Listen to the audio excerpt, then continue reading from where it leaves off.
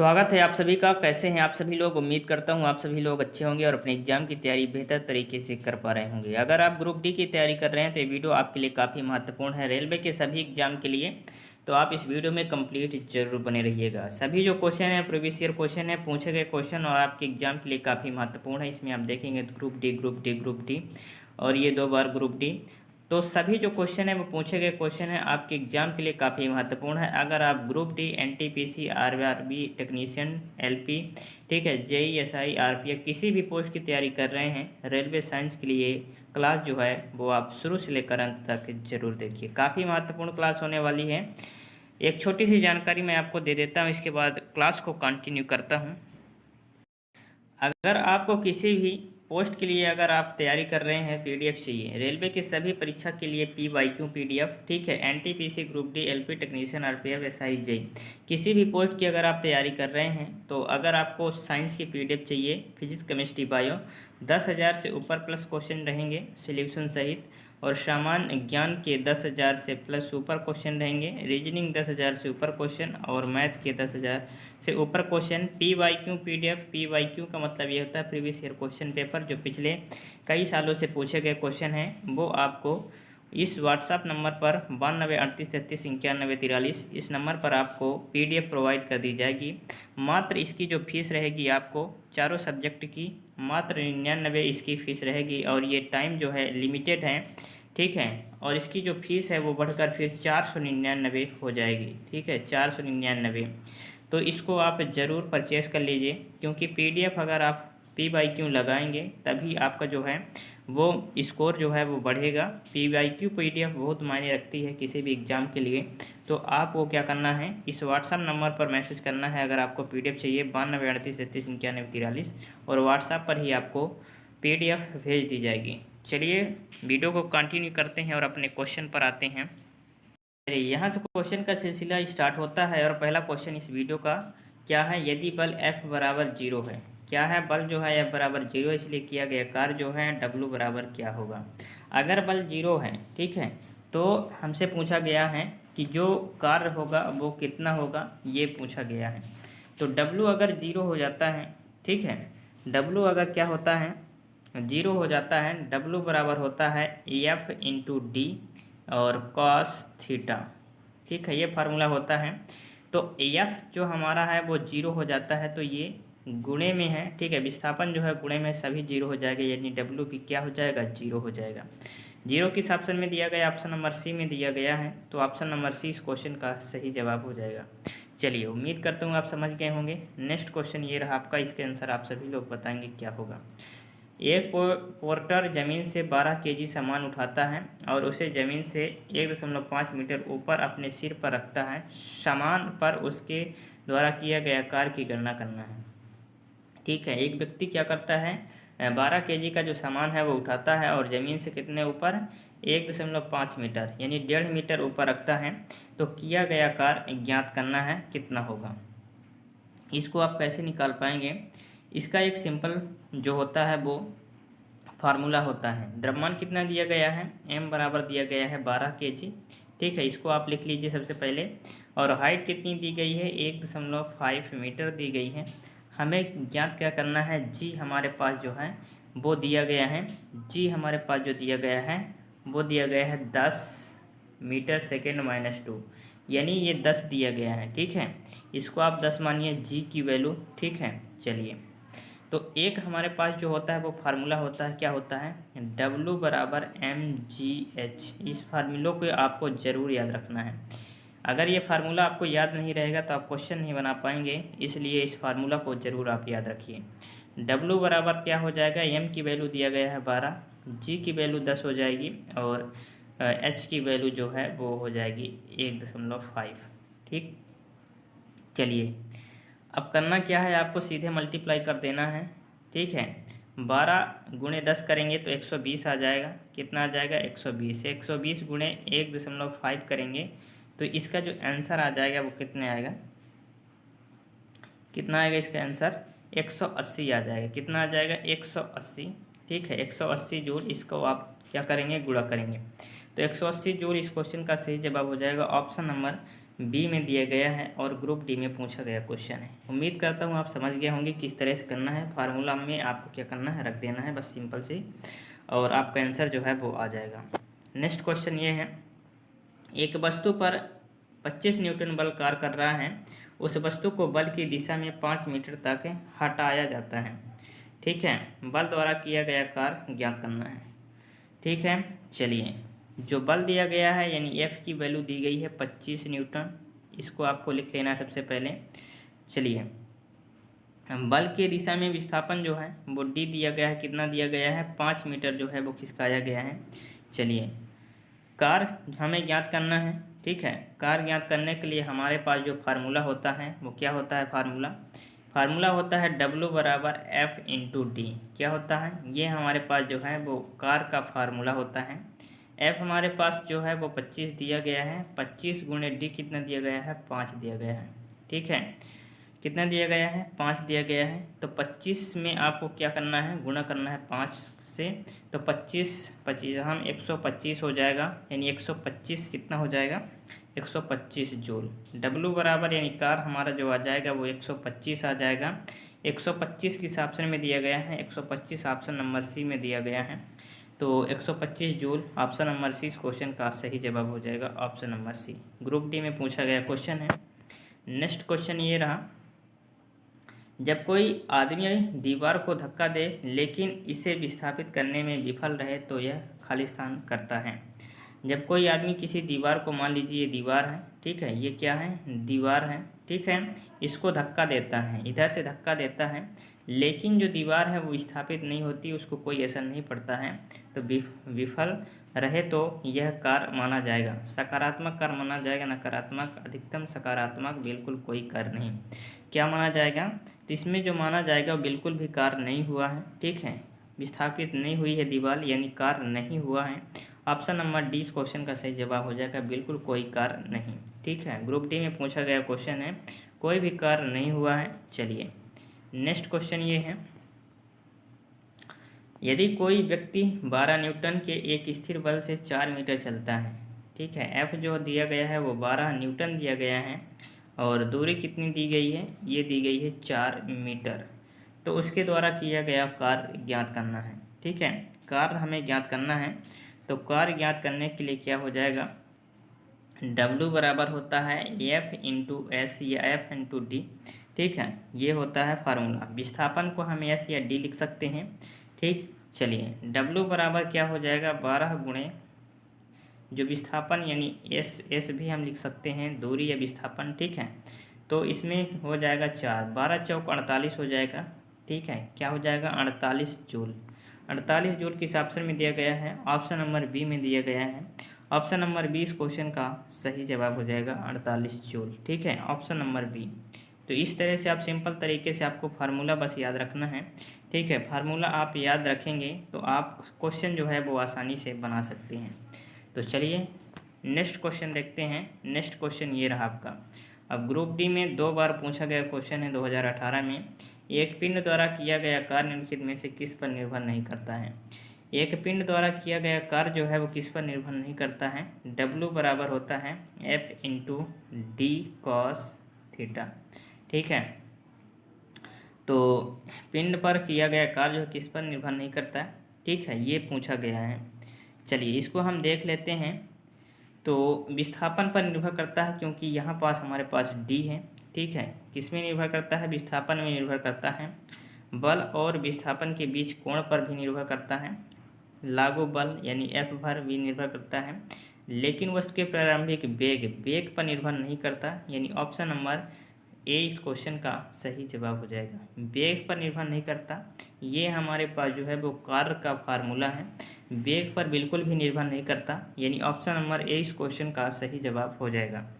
Next question ये रहा, किसी वस्तु पर किया गया कार्य खाली स्थान पर निर्भर नहीं करता है। जो कार्य है वो किस पर निर्भर नहीं करता, ये हमें बताना है। W बराबर होता है F into D cos theta, ये होता है। ठीक है, फिर दोस्त ये क्वेश्चन जो है रिपीट हो चुका है। कार्य निर्भर नहीं करता वह कोण जिस पर बल विस्थापन हेतु प्रवक्त है। ठीक है, तो ये किस पर निर्भर नहीं करता है, ये हमें देखना है। तो इसमें निर्भर करता है प्रयुक्त बल पर भी निर्भर करता है, कोण पर भी निर्भर करता है, विस्थापन पर भी निर्भर करता है, वेग पर निर्भर नहीं करता। यानी ऑप्शन नंबर डी इस क्वेश्चन का सही जवाब हो जाएगा। ग्रुप डी में पूछा गया क्वेश्चन है।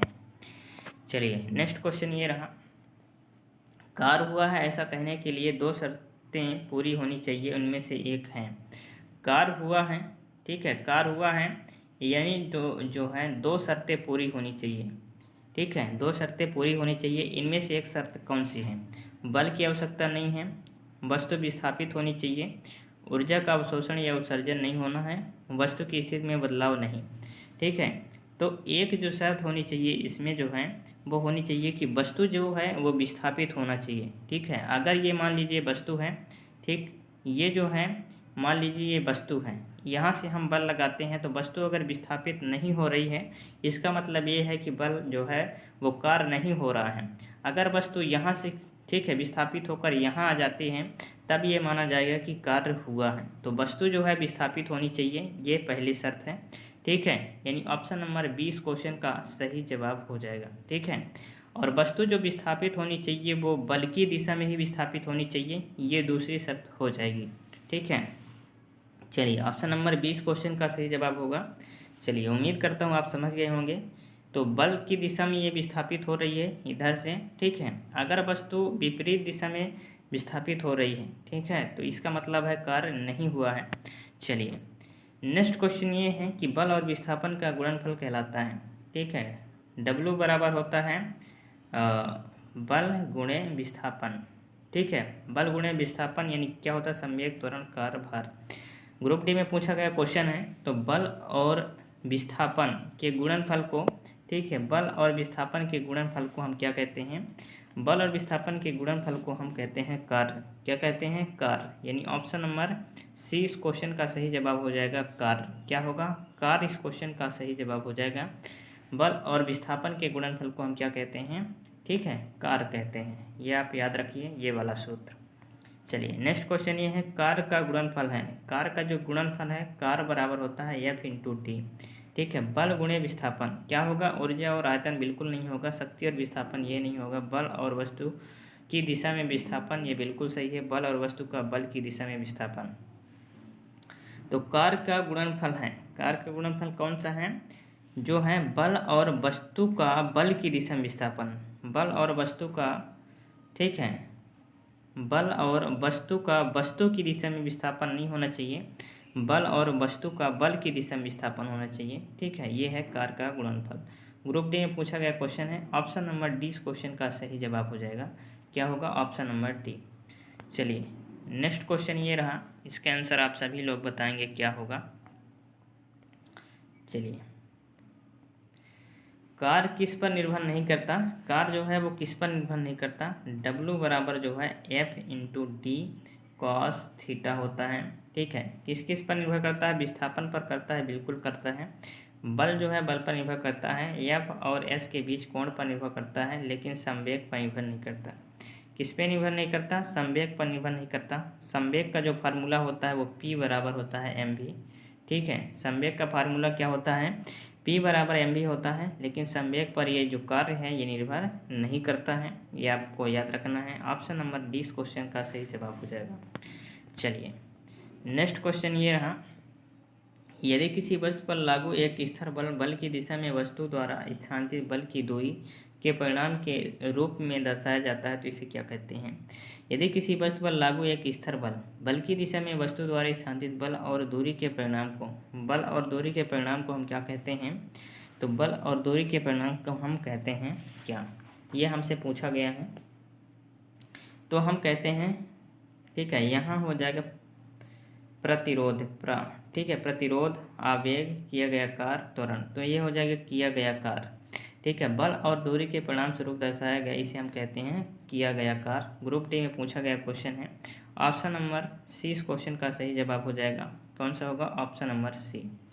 नेक्स्ट क्वेश्चन ये है, किसी पिंड पर कार्य तभी किया जाता है जब, किसी पिंड पर कार्य तभी किया जाता है जब क्या हो? यह एक यांत्रिक प्रभाव के माध्यम से ऊर्जा वृद्धि का अनुभव करता है। बल इस पर कार्य करते हैं, वहाँ विस्थापन होता है यह किसी निश्चित दूरी के माध्यम से आगे बढ़ता है। तो किसी पिंड पर कार्य तभी किया जाता है जब क्या होता है, किसी पिंड पर जब कार्य होता है वह यांत्रिक प्रभाव के माध्यम से ऊर्जा का वृद्धि का अनुभव करता है। यानी ऑप्शन नंबर ए इस क्वेश्चन का सही जवाब हो जाएगा।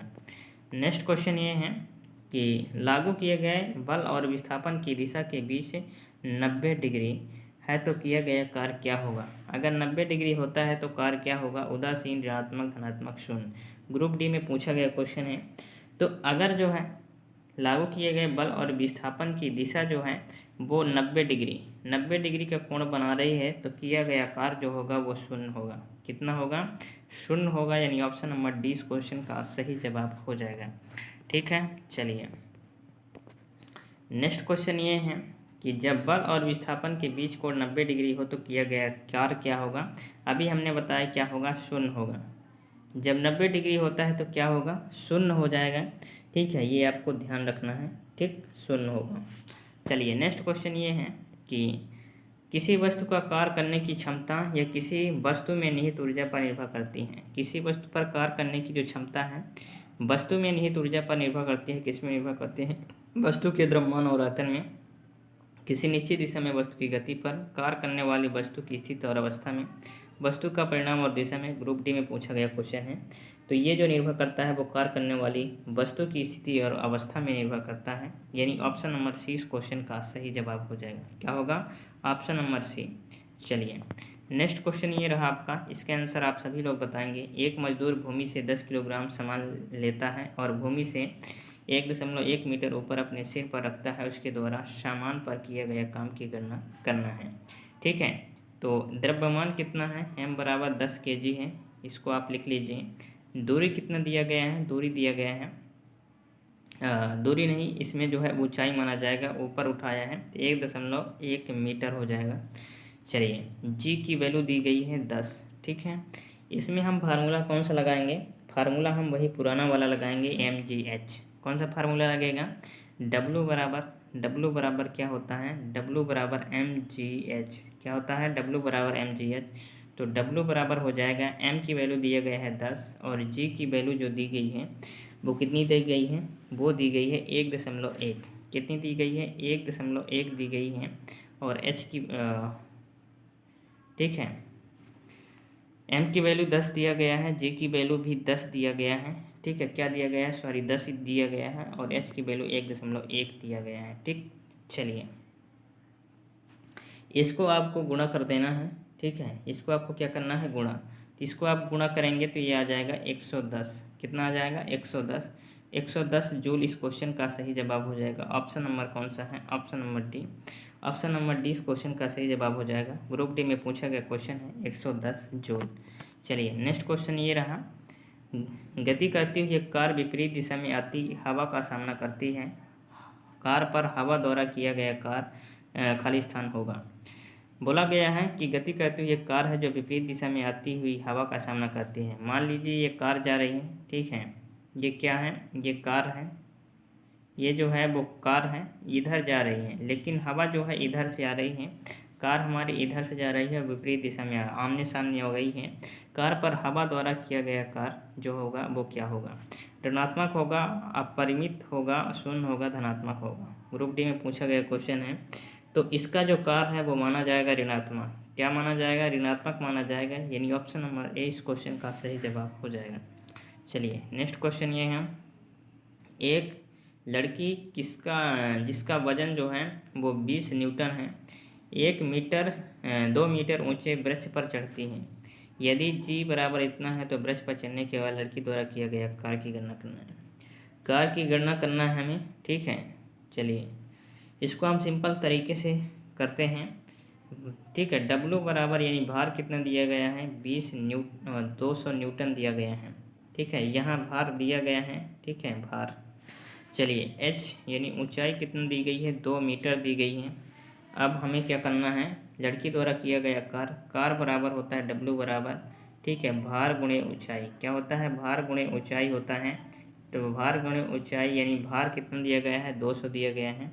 ठीक है, 200 गुणे ऊंचाई कितना है, ऊंचाई है 2, इसको आप गुणा कर देंगे तो आ जाएगा 400 जूल। कितना आएगा? 400 जूल। 400 जूल किस ऑप्शन में है? ऑप्शन नंबर बी में। ऑप्शन नंबर 20 क्वेश्चन का सही जवाब हो जाएगा। उम्मीद करता हूँ आप समझ गए होंगे किस तरह से करना है। ठीक है, चलिए तो इस वीडियो में यहीं तक रखते हैं। जितने भी क्वेश्चन मैं आपको करवाया हूँ सभी क्वेश्चन जो हैं आपके एग्ज़ाम के लिए महत्वपूर्ण हैं, इम्पोर्टेंट हैं। वीडियो कैसी लगी दोस्त आपको कमेंट में ज़रूर बताना है। पीडीएफ अगर आपको प्राप्त करना है तो वीडियो के शुरू में बताएं किस तरह से आप पीडीएफ प्राप्त कर सकते हैं। तो आप अगर शुरू में वीडियो नहीं देखे हैं तो शुरू में ज़रूर देख लीजिए। चलिए दोस्त, वीडियो कैसी लगी आपको बताना है और वीडियो को लाइक करना है। चैनल पर न्यू है, चैनल को सब्सक्राइब करके ही जाना है। चलिए मिलते हैं नेक्स्ट वीडियो में।